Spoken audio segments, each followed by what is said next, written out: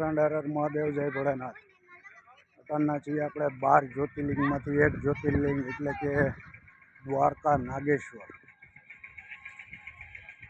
બહુ સુંદર મંદિર છે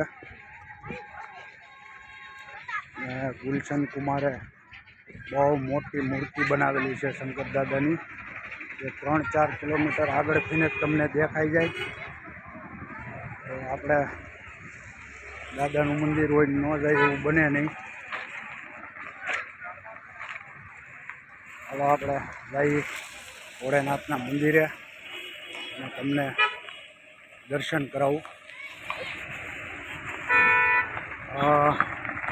ગુલશન કુમારે બનાવેલી સુંદર મૂર્તિ છે અને ઓલી સાઈડ લાલ દેખાય એ જ્યોતિર્લિંગ અંદર છે।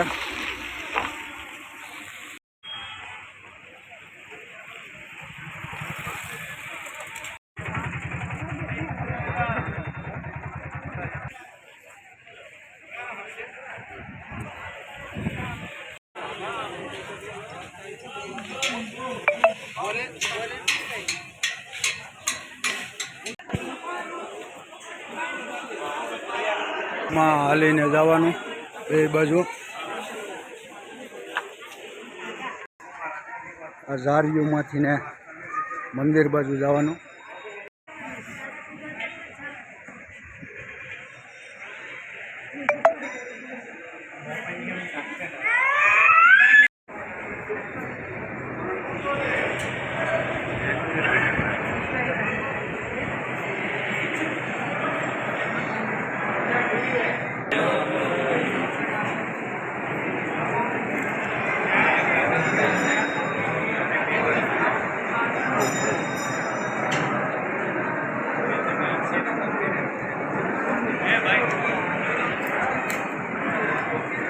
क्या करते हो?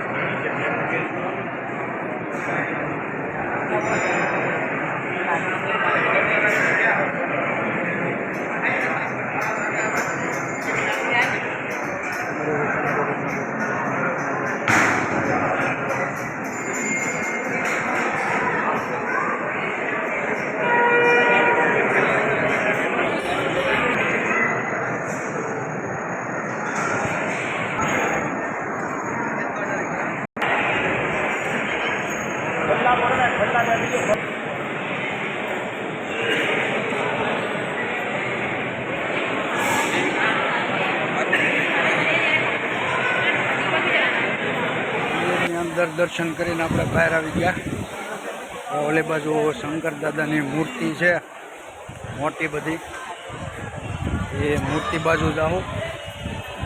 બોલો હર હર મહાદેવ।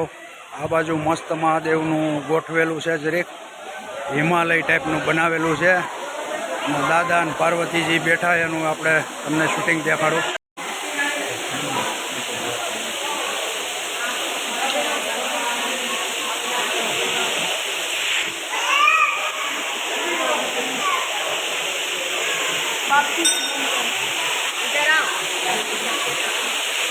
નાગેશ્વર જ્યોતિર્લિંગનું કોરિડોર અંદર દર્શન થઈ ગયા। હવે આપણે બહારની સાઈડથી મસ્ત દાદાની શિવલિંગ ગુલશન કુમારે બનાવેલી છે એ જોવું।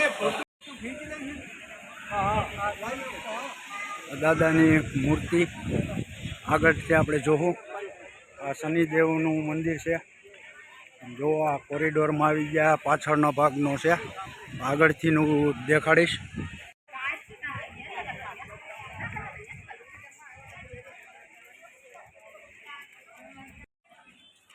આ આગળથી દાદાની મૂર્તિ,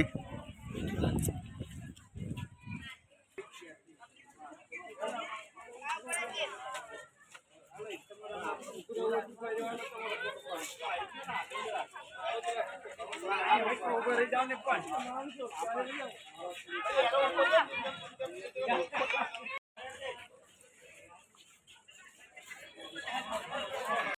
દર્શન કરીને આવી ગયા બહાર.